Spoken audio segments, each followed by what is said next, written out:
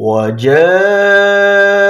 من أقصى المدينة رجل يسعى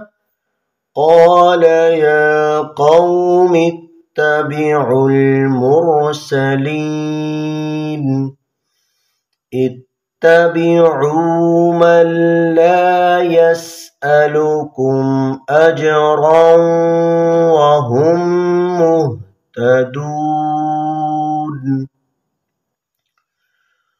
وما لي لا أعبد الذي فطرني وإليه ترجعون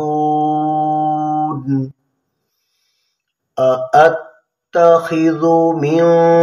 دونه آلهة إن يردني الرحمن بضر لا تغن عني